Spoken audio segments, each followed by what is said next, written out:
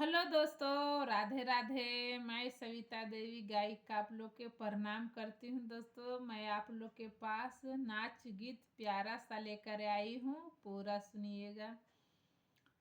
दाल पकैनु भात पकैनु भुजिया अचार है। दाल पकैनु भात पकैनु भुजिया अचार है। चटनिया लागी रूसल बाड़े हो, चटनिया लगी रूसल बाड़े राजा जी हमार है। चटनिया लगी रूसल बाड़े राजा जी हमार है।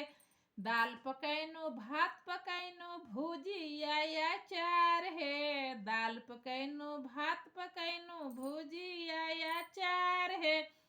चटनिया लागी रूसल बाड़े राजा जी हमार है। चटनिया लागी रूसल बाड़े राजा जी हमार है। चटनिया लागी रूसल बाड़े राजा जी हमार है।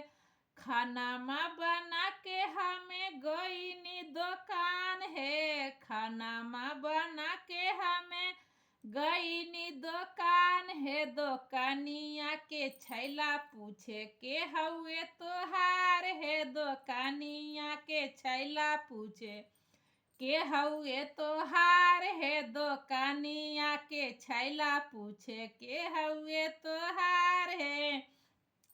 सासू जी के बेटा हउए ननद जी के भाई है। ससुर जी के बेटा हउए ननद जी के भाई है। हमर दिला लगना हउए पियावा हमा है। ये दिला लगना हउए पियावा हमार है। ये माना लगना हउए पियावा हमार है। ये माना लगना हउए पियावा हमार है।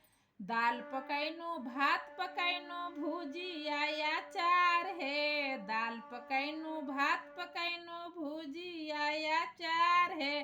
चटनिया लागी राजा जी रूसल बड़े हमार है। चटनिया खातिर राजा जी रूसल बड़े हमार है। चटनिया खातिर राजा जी रूसल बड़े हमार है।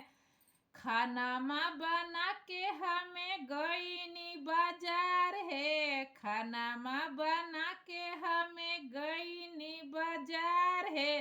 बाजारिया के छैला पूछे के हउए तोहार है। बाजारिया के छैला पूछे के हउए तोहार है। बाजारिया के छैला पूछे के हउए तोहार है।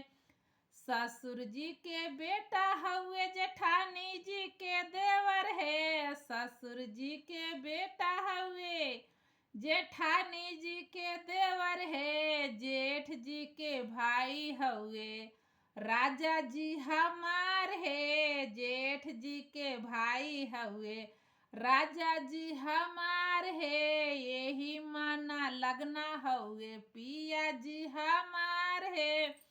यही दिला लगना हउए पिया जी हमार है। यही माना लगना हउए पिया जी हमार है। यही माना लगना हउए पिया जी हमार है।